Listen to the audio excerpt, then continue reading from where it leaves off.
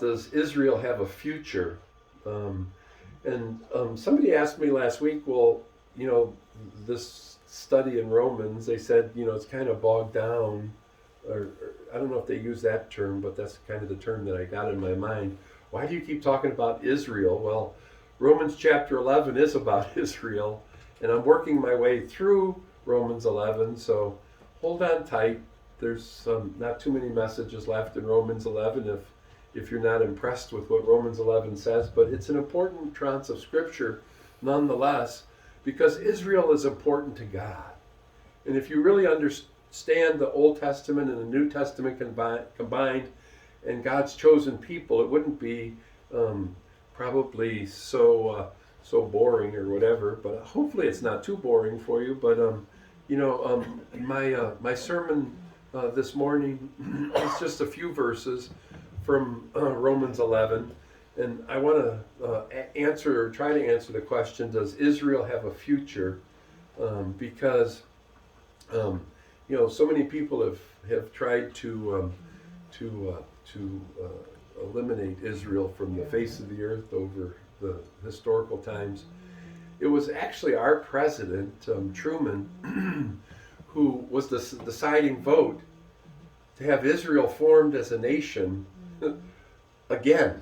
And so imagine that. And Truman really labored over this particular issue, and he cast the deciding vote in the United Nations that Israel would be again a nation.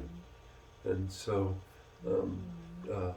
it's kind of interesting, though. But Israel has a lot of enemies in our world, and it's kind of crazy in that regard, because when you think about Israel, I mean, we've heard so much about COVID and everything else.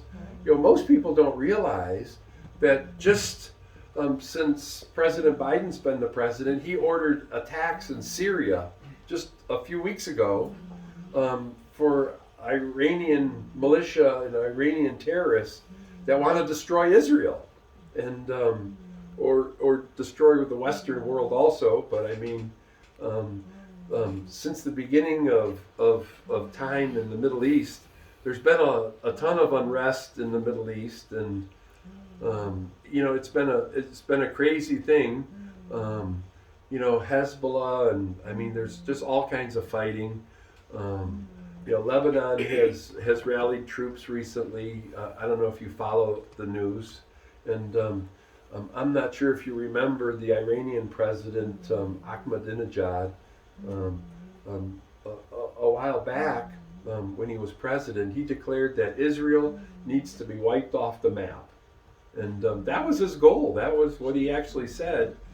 And it's kind of interesting because the former Israeli deputy defense minister, General Ephraim Sneth, said that a war between Israel and Iran is probably inevitable at some point in time, and it's going to be of huge proportions. And so my question this morning is, does Israel have a future?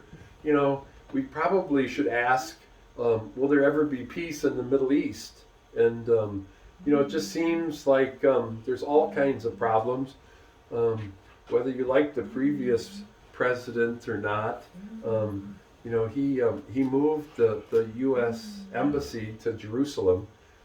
About 6 or 7 presidents in a row promised to do that, but President Trump actually got that done. And President Trump was certainly a friend of Israel. Not all U.S. presidents have been, but the Bible is very clear about us having a love for the people of Israel, and but the prospects of peace seem dim. And I don't know if you follow the news or don't follow the news, but the bombing in Syria certainly added to hostilities between the West and the Middle East. And Americans used to think, well, all of that happens over there, it doesn't really affect us at all. But our peace was removed at 9/11, which now is over 20 years ago. Because we had this false sense, or this false bubble of false security. I mean, we felt that America was like, the bubble wrapped country. You know, we were wrapped with bubble wrap and nobody could touch us until those towers in New York came tumbling down. And it was kind of interesting because I forgot if it was the North Tower or the South Tower, the World Trade Center, but about 3 months before those towers were attacked, I was actually standing on one of those towers. I was in New York City, and whenever I go to a major city, I always like the tall buildings, and so I went to the top. And the fun thing about the World Trade Center is it's one of the few tall building observation decks where it's actually open air, where you're not on the top floor of the building, you're actually on the roof of the building. And it was pretty cool because you can see the Atlantic Ocean and the Hudson River, and the wind blows. And when you're on top of that building, it's not like you're enclosed in glass at the top floor of the building. You can actually feel the building sway, which is natural. That the building has play back and forth, and so it's just kind of a cool building. And it was kind of surreal and strange when I found out the buildings were being attacked, and there's a lot of conspiracy theories about how that all played out, and I'm not here to get into that, but we thought that we had security, and then after that attack, that false security came into play. But given all of this, we have to learn something, that we live in a hostile world. We live in an unstable world, and it's easier to imagine, that as time chugs along here, that this is the run-up of events that is predicted in the last days before the return of Christ. So today I hope to kind of connect some of those dots for you. We're living in the run-up of the period of time of the last days. And a lot of people say, well, how could that even be? Well, if you know the Bible, it says that you'll know the seasons and the times. You won't necessarily know the day, but we know that we're in that season of the last days. So when I say, does Israel have a future, this question has enormous implications for Christian theology that goes far beyond the current crisis, the current bombs that we ignited in Syria just recently. But in our study of Romans 9 through 11, we've come to the culmination of Paul's explanation of the problem of Jewish unbelief. I've talked about that extensively just recently. And then after looking at all this unbelief in Jesus Christ on behalf of the Jews, after looking at the issue from the standpoint of God's sovereignty, that was in Romans 9, and Jewish unbelief in Romans 10, Paul now considers whether or not God has a plan for the future of Israel. And that's where we're at now in Romans chapter 11. Does God really have a plan for his chosen people? And Paul's conclusion must have seemed pretty amazing to the first century readers of Paul, because it says that all Israel will be saved. And this is in Romans 11:25, and you might think all Israel will be saved. They've pretty much completely, or at least from the majority standpoint, rejected God, as much as people do today. I mean, people come to church for a whole variety of reasons, but a lot of people don't come to church to find God. Our particular church helps a lot of people, so people come because they want something. They want food, or they want this or that. But not a lot of people come. I mean, we have a ton of people that come for food. You can see on any given day, not a ton of people come for spiritual food. But I tell people all the time, we give out literally tons of physical food, but the best thing we have is spiritual food. And, when the Bible says that all Israel will be saved, what does that mean to us? What does that really mean in context? And, how does this statement help us think biblically about the current Middle East, about Israel? And I think we have to probably deal with a very fundamental question first. And, what does the term Israel refer to in Romans 9/11, because some of the theologians that have studied this, there's a lot of issues in terms of what they believe the term Israel even means, and Bible commentators have offered various answers to this particular question. Some have said that Romans 9:11, the term Israel refers to the Jewish people or the nation of Israel, but not only them, but to all the redeemed children of God in this age, both Jews and Gentiles. And some have gone so far to say that the church actually replaces Israel and in God's plan, so that there's no definite future for God's chosen people in God's plan. And other theologians say that Israel refers to the Jewish people exclusively, or what we might call ethnic Jews, or real people of Jewish lineage or heritage. So here's the issue put really plainly. The term Israel refers either to Jews and Gentiles together in the church, that's the spiritual Israel, or to Jews alone, that's the ethnic Israel. And in his commentary on Romans, Professor Paul Hodge offers a succinct discussion on the two main topics and options, and offers 8 reasons why the second option, the ethnic Israel option, is probably the more proper meaning to this particular text. Like I said, some of this might be a little deep theologically, and you might say, well, why do I have to know this? Because it's important and it's in the Bible. And I don't choose the standard route of just picking easy texts to study. I like to study the entire Bible and understand the context of all the Word, and not just the ones that are easy or the ones that I choose. But when I study a particular book, I study all the text. But first of all, the proper reasoning for ethnic Israel is the context favors the reference of the Jewish people as a whole. If you really took an honest look at Romans 11, it teaches that the true conversion of Israel will be the blessing that extends to the whole world. It also speaks of the temporary hardening of Israel in the present age. And this happens so that the Gentiles, people of non-Israelite heritage or background, ethnic Israel, so that the Gentiles would be saved. And these statements make no sense unless Israel refers to God's chosen people, or the Jewish people. The second point is that Paul argues that the Jews will be restored in the same sense that they were also rejected. It says, but Israel was rejected as a nation because its leaders rejected Christ. Actually, Romans 11:15 says that their acceptance of Christ will be like a resurrection from the dead. Actually, they were absolutely dead. Then when they come to Christ, it'll be like in a sense, a resurrection from like the light being turned on. But national rejection in the past and the present will give way to national acceptance of Jesus in the future.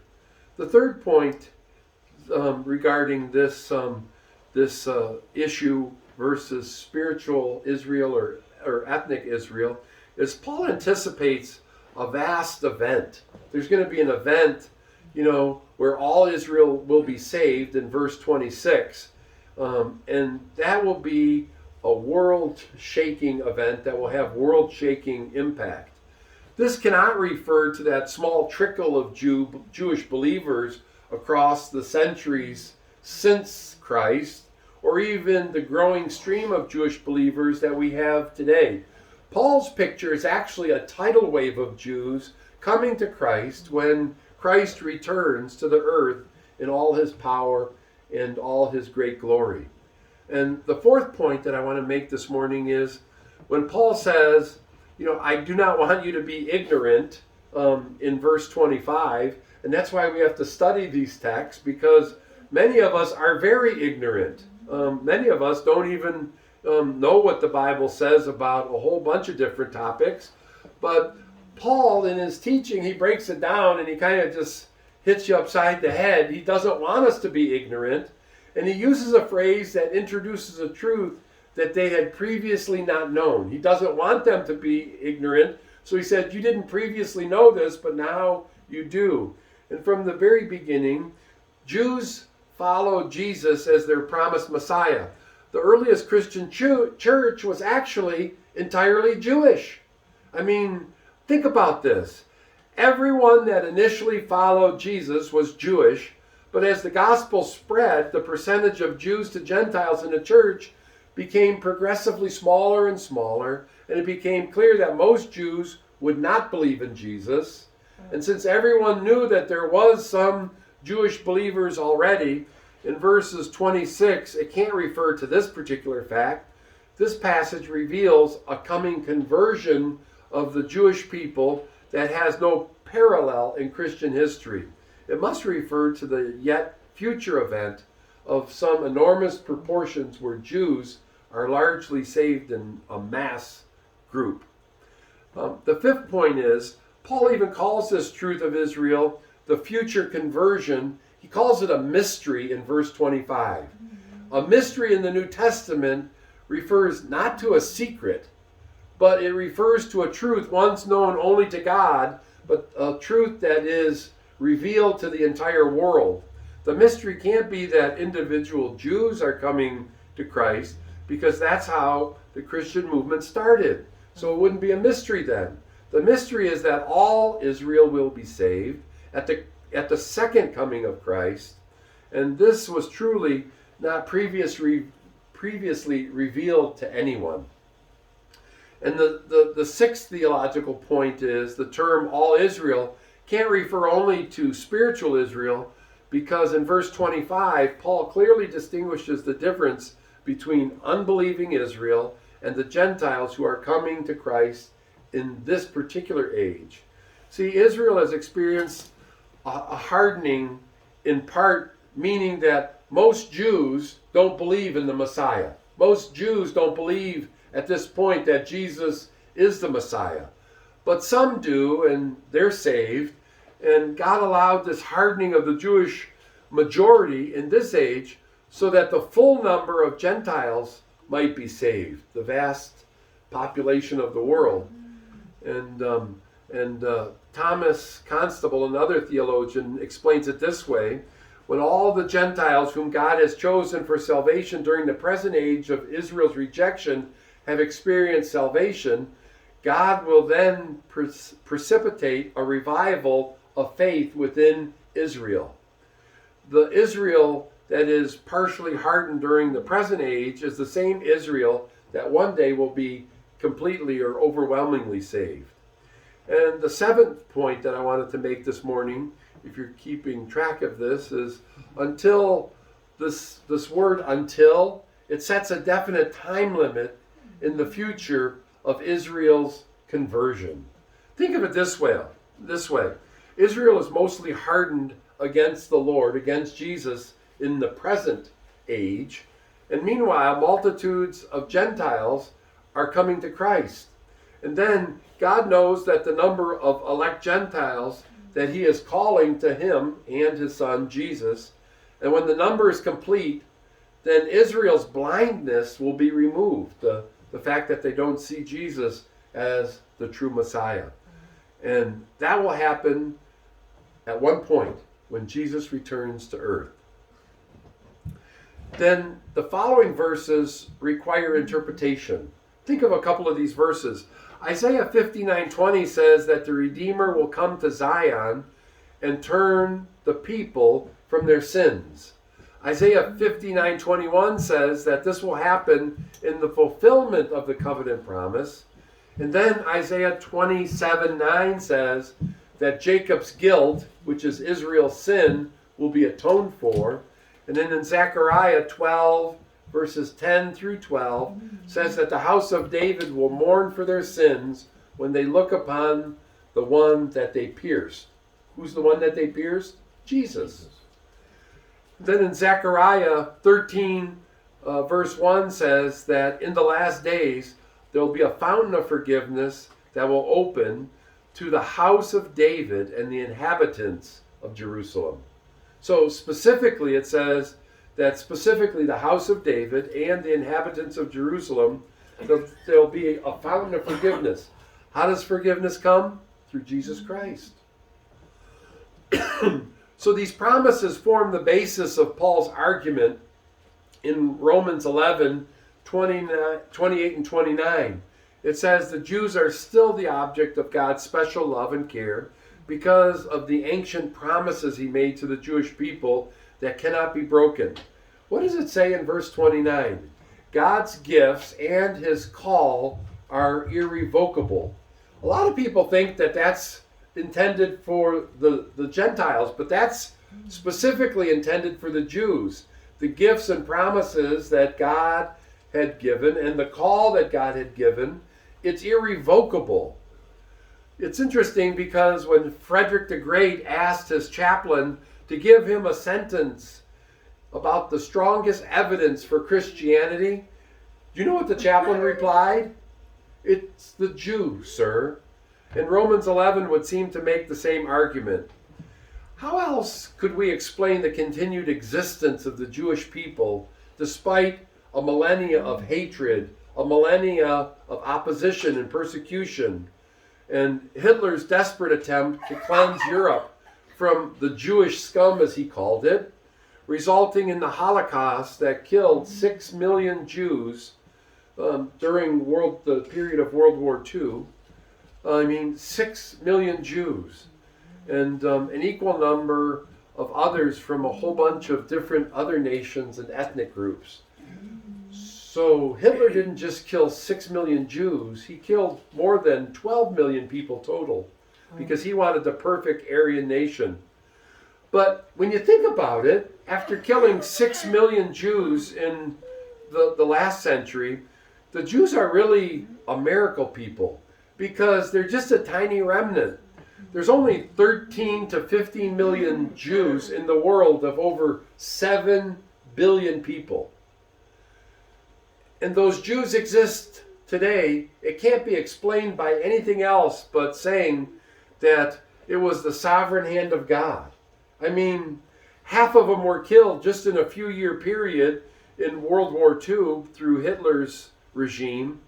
And it's funny because I know of a pastor who was trying to illustrate this particular issue. And he brought a bagel to the pulpit and showed people a bagel. I guess I could get a bagel. I'm sure we have some in the church someplace. But, he said that, you never hear of a Geshurite or a Hittite or a Canaanite bagel. These three ancient enemies of Abraham and his descendants, because the Geshurites, the Hittites, and the Canaanites, they completely disappeared from the earth thousands of years ago.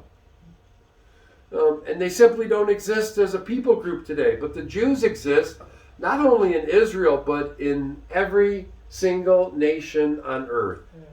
And some people find it appalling that the Jewish people have an importance that far exceeds their numbers. Out of the billions, 7+ billion people, there's only about 13 to 15 million.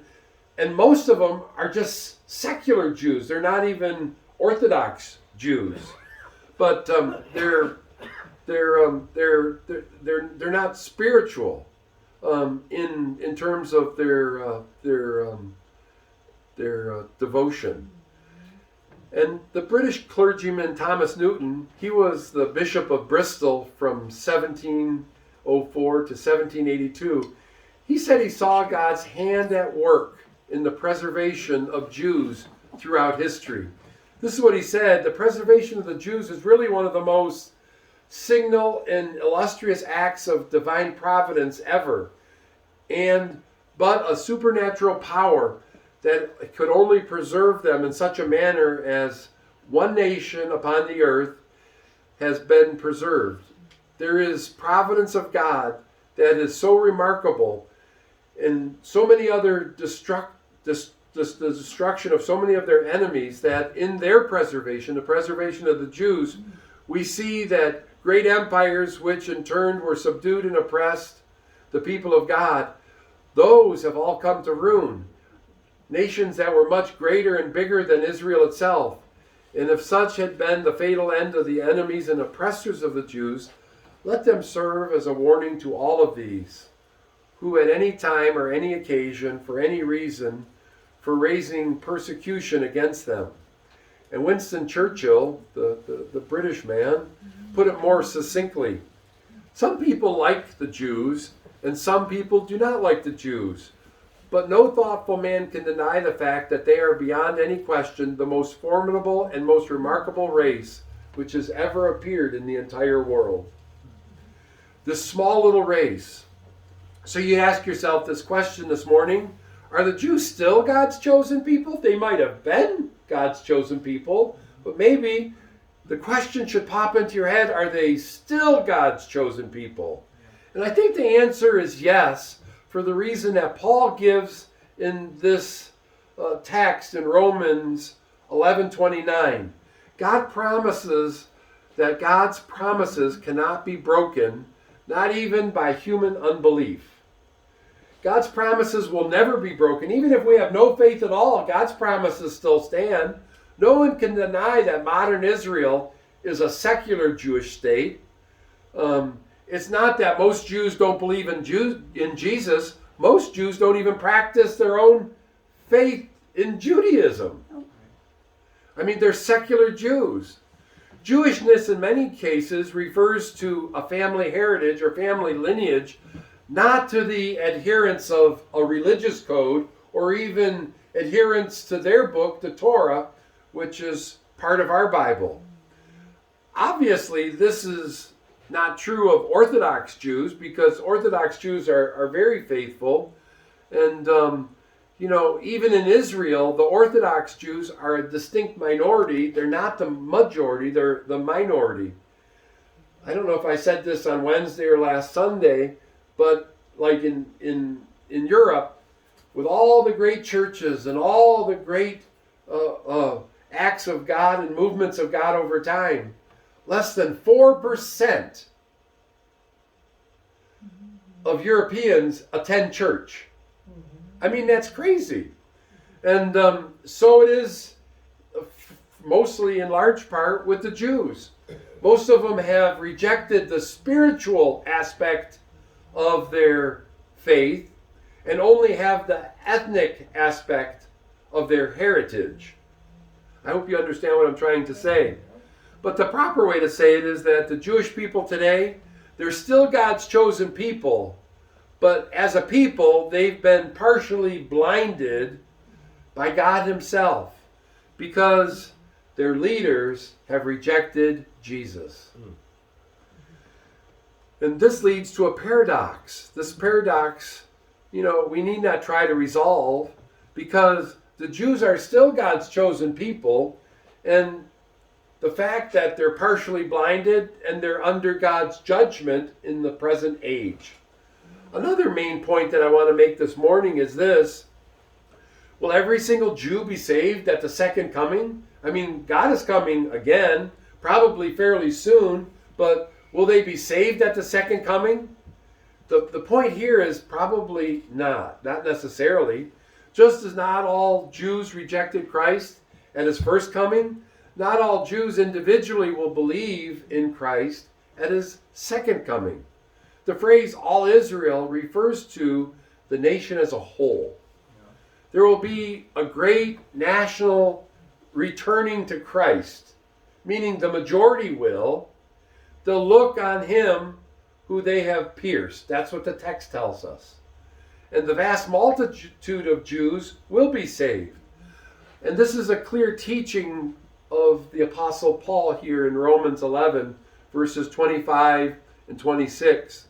See, the Jews as a people, they are now rejected. And as a people, they are to be completely restored, but not all restored. As their rejection, though national, does not include the rejection of every individual, so the restoration, although in a like manner will be national, need not be assumed to include the salvation of every individual Jew. See, one thing we've learned as Christians, salvation is always individual. And so it is, and so it will be for the Jewish people. See, we're not saved in groups. We're not even saved in families.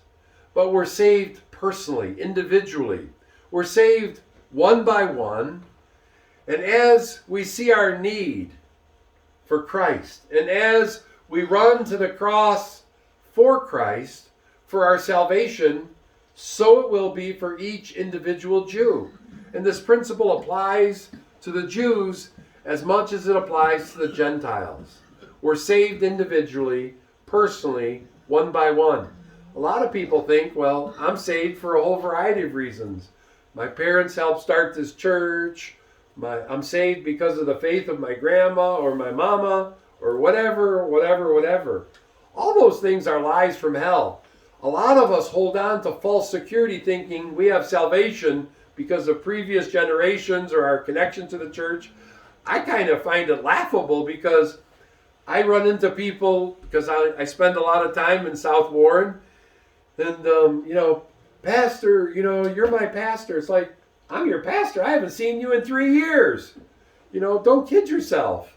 A lot of people in that last day, they're going to say, well, I thought I believed, but you didn't operate. You weren't a Christian. I mean, you might have had an emotional moment, and that's all well and fine, but you don't really have salvation. I mean, the clearest way to see if somebody's truly saved is look at the fruit of their life. I'm not saying you have to be perfect, but you ought to have an abundance of Christian fruit in your life. And what is that fruit? That's a whole nother sermon. It's Galatians 5, verses 23 and 24. The first one's love. I mean, most people today, they're so selfish. That's all they want is what they want. They don't care about anybody else. And some people, they manipulate. Some people just, back a few years ago, they tried to put a central computer system, I forgot what it was called, Peaches or something like that, because even some of these people, they go from one church to another getting food from 5 different churches in a week. And, churches that are kind to their community. And they wanted a centralized system, and it was through the U.S. Department of Agriculture, because they wanted to prevent these people that just go round robin. I'll get something from this church, and that church has something different, so I'll take some more from this church. Those aren't church members. Those are church leeches. They just come to church to get, and they never think about giving anything to God's work, giving anything. They don't evangelize. They don't do anything. And you have to be careful, because someday it says that we will be held to account for everything that comes out of our mouth and every act that we commit in our bodies. And, some people think, well, God doesn't have this big zapper, and, I didn't feel the taser, so it must be okay. I got away with it. Phew! It's like that day of reckoning's coming. You will be held in account. That's just how it works with God. Someday, you'll give an account of all the things that you said and all the things you did in this body. Hello. But, the principles here apply to the Jews as much as they apply to the Gentiles in the present and in the future. Another point that I want to make this morning is the modern nation of Israel a fulfillment of biblical prophecy? And before I get to that particular answer to that particular question, it helps to remember that the prophets foresaw a day when Israel would dwell safely in the land, free from terror at the hands of its neighbors, protected by the Lord Almighty God, and trusting in Him completely for their salvation. The prophets never envisioned a regathering that would be primarily or ultimately for a group of people that resided with just unbelief. They looked for a faithful nation that would look to God, trusting in Him for their salvation. So, as we look ahead to that golden age when the lion would lie down with the lamb, and all the earth will be full of the knowledge of the Lord as the waters cover the sea, as we see in Isaiah 11:9, that great day, in that day, all the nation will stream into Jerusalem to the house of God of Jacob, because the Lord himself will be there to judge between the nations and to settle disputes between people.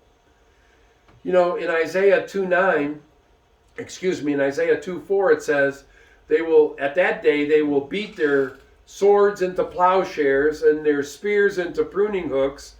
The nation will not take up sword against nation, nor will they train for war anymore. Imagine a day like that. A day of complete peace where there won't be any war, there won't be any need for swords, there won't be any need for nation against nation, and they won't even train for war because there will no longer be a need for war because Christ will bring everything together. It's kind of funny because we don't see it every day on the news, but every day the neighbors of Israel, they send bombs into Israel, and then Israel responds and sends bombs back to them. In school, the kids, even their playgrounds have, bomb enclosures where they have to protect themselves, because even kids that go to school in Israel and that are on the playground, they have bomb enclosures for incoming bombs because it happens with such frequency. Imagine that. Your school playground has enclosures to protect your kids from being killed by incoming bombs. But when the former leader of Iran declares that the ultimate goal is to wipe Israel off the face of the earth, the Israelis have determined to destroy the power of these militia and the power of Hezbollah. And meanwhile, the Syrians threaten to attack in force if they're attacked. And that's why the Americans just recently, a couple weeks ago, attacked Syria, because of all this unrest. And this is not the fulfillment of Isaiah 2, though. This is not the glorious day of peace that the prophets saw in the great distance. Actually, Ezekiel 37 pictures a valley of dry bones brought to life by the power of God. Those bones represent the whole house of Israel. Ezekiel 37, verse 11.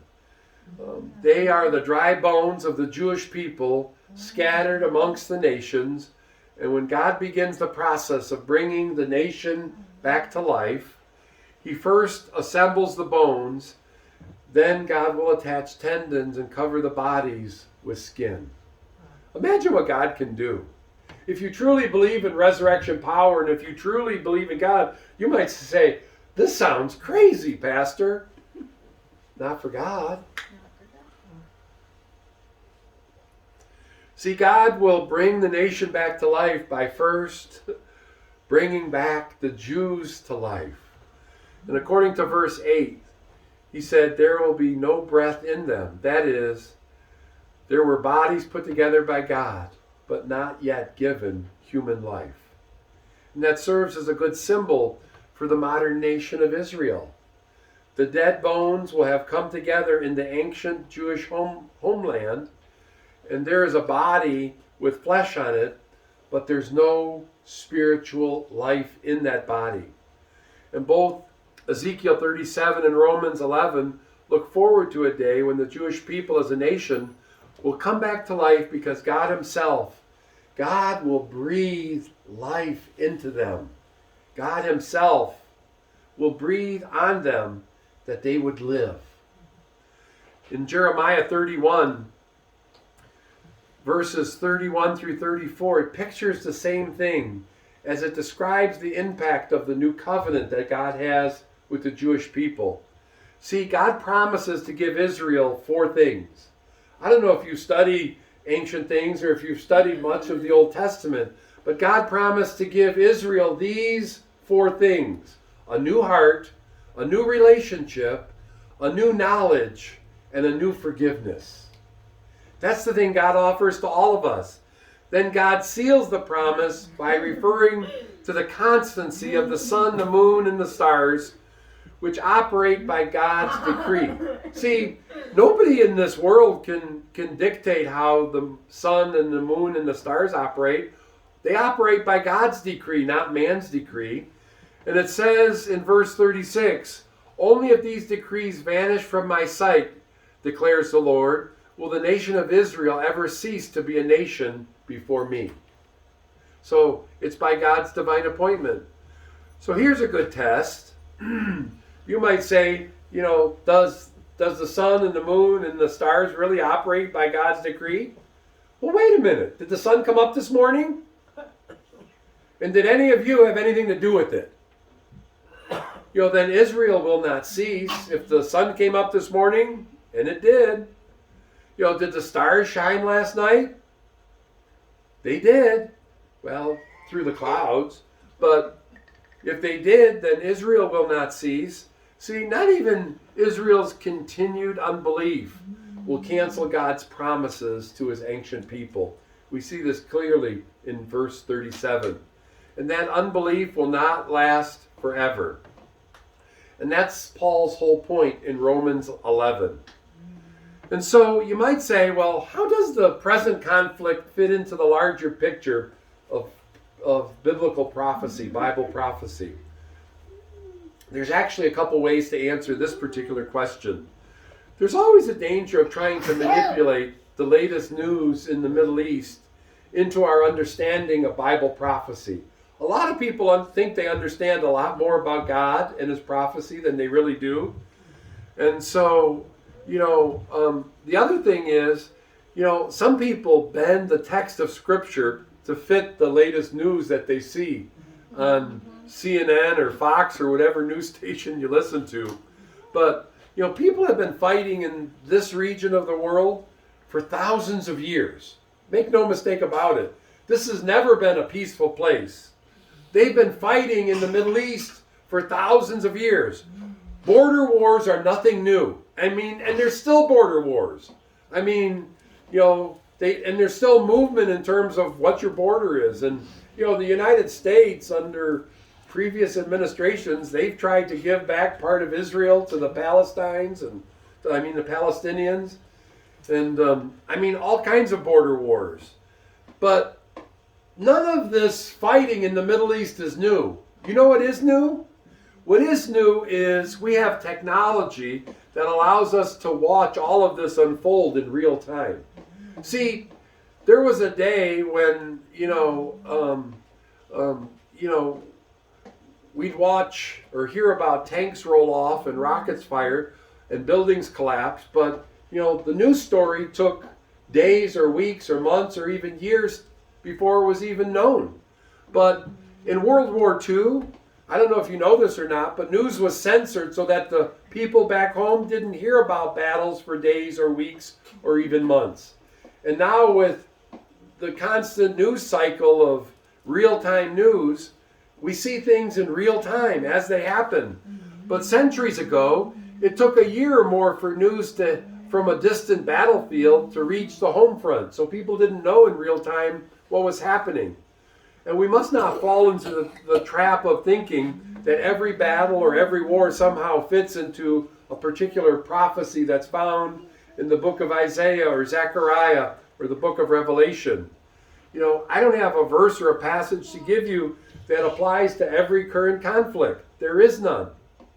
Furthermore, I don't think that Christians are always bound to support whatever the state, the federal government of Israel does. The biblical promises to Israel relates to the Jewish people, not to the state of Israel, not to the particular policies of whichever party happens to be in power in Jerusalem. But Christians are free to agree or disagree with the political decisions made by the state of Israel. But having said that, we have to remember that the story of the Bible starts and ends in the Middle East. See, most people think, America's the greatest country in the world. America has to play a part in the end times. Well, where does that say anything about that in the Bible? Nothing. But, we think in the Western world that we're all of that. Shoot, some people think they're in South Warren and they think they're all of that. But world history will climax at some point. But it's not going to climax in South Warren. It's not going to climax in Chicago or New York or Los Angeles.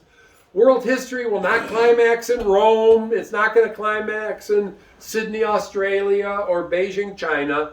It's not going to climax in Moscow or Bangalore or any other place. History will climax in the city of Jerusalem, in the nation of Israel. The Bible's clear about that. You know, some people think that we're already living in the early days of World War III. After all, America just bombed Syria.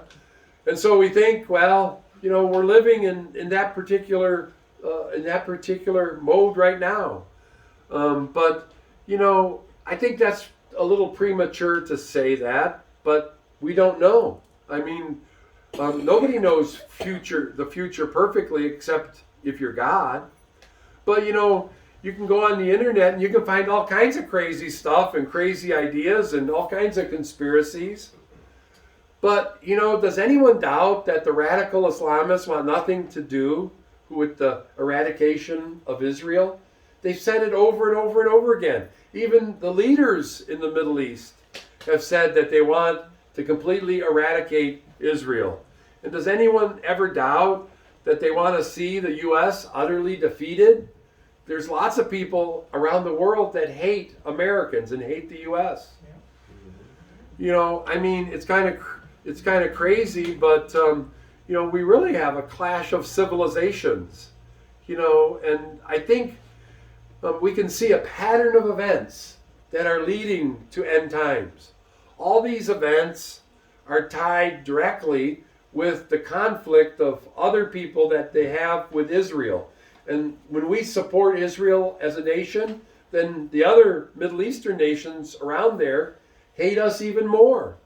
And the rise of militant Islamic terrorism has made the world significantly more dangerous and unstable in even my lifetime. And that's less than 60 years. But I think what we have to do is take the long view. You know, I honestly have to tell you, I don't know when Christ will return. And anybody that tells you that they do know when Christ returns, they're a false prophet. Yeah. They're a straight up liar. Because even Jesus himself doesn't know. When God the Father decides it's that time, he'll tell Jesus, and then things will just go from there. But, you know, in looking at the world, you know, I hope and pray that it'll be soon when Christ returns. I'm looking forward to it. But it seems to me that there's many pieces in place. It seems to me that the table's been set. But it also seems to me that we don't really know, because we don't know what's going on behind the curtain. We don't know what will be the final act in human history in this world. But I do know this. I know what it says in Matthew 24. And in Matthew chapter 24, which begins to talk about end times, if you look at verses 33 and 34, Jesus used the budding fig tree as a symbol of how events will unfold in the last days before his return. And this is what the text says. Now learn this lesson from the fig tree. As soon as its twigs get tender and its leaves come out, then you will know that summer is near.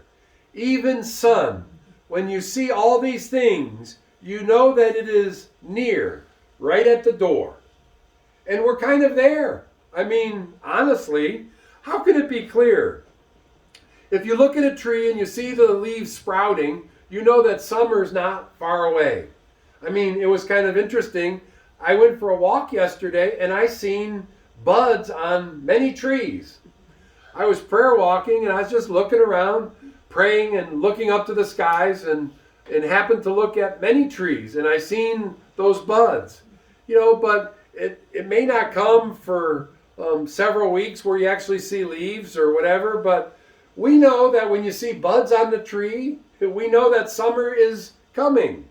And in the same way, there'll be this slowly unfolding signs of the return of Jesus Christ. And as those things begin to happen, you can be sure that the return of Christ can't be far away. And by saying all of this, Jesus is encouraging his followers to constantly examine the world in which we live for the gathering signs of his ultimate return. He's coming back, and he's coming soon. But let me make that even stronger. Jesus expects that his followers will actually watch for his return. See, if you understand prophecy, and if you understand what Jesus spoke, you know that he's coming soon, and you know what to watch for. See, Matthew 24 seems to indicate that the signs will slowly unfold before us, which is why it's impossible to say exactly how or where or in what particular event fits into this prophetic picture. But the time frame seems to be short. And I don't mean like tomorrow or next week, but it's short. We can't even see clearly this or that crisis and how this flows to end time events. But end time events aren't far away. But instead of speaking in terms of days or months or even years, when it comes to prophecy, we need to think in terms of years and decades and generations, even centuries. I mean, even the apostles, when Jesus said he was coming back soon, they were waiting for his return like any day. And that was 2,000 years ago. God doesn't operate in our time frame. We think he does, but God doesn't even operate in time as we think of time. See, one generation will see one thing beginning, the next generation will see something else. One generation sees the spread of liberalism amongst mainline churches. Another generation sees the rise of communism. Another generation has witnessed Hitler's failed attempt to exterminate and exterminate all the Jewish race. Some generations have witnessed the establishment of the state of Israel. And then 20 years later, Israel takes control of Jerusalem. And so you have to look at things. Things take time. In 20 years, who knows? Everybody thought that the war in the Persian Gulf some 20-some years ago, that was going to be the end. But, the internet actually has revolutionized communication and made us truly a global village. We know what's happening in other parts of the world where in previous generations, it was only printed in books years or decades later. But the same technology that makes it possible for terrorists to win battles against, the conventional forces of this day, when you think about it, they now say that, bombs can be detonated with a cell phone. It gets scary. So the same technology that we think is good also works for evil. And as the end times draw near, the world will become progressively more unstable. We know that from the biblical text. We see that in our lives. As we march towards the end times, the world will become more unstable, violence will be more widespread, the global economy will be more unstable as well, and people will long for a leader who can bring unilateral peace to the entire world. We know who that is. That's a whole nother sermon all in itself. But no generation has seen all the things that point to the exact end times. Over time, as the generations come and go, a flow and a pattern have become apparent. Some things that seemed important in one generation seem to pass into total insignificance in another generation.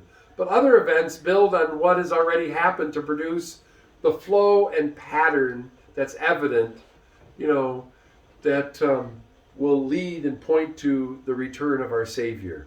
Meantime, I can't blame Israel for trying to defend itself.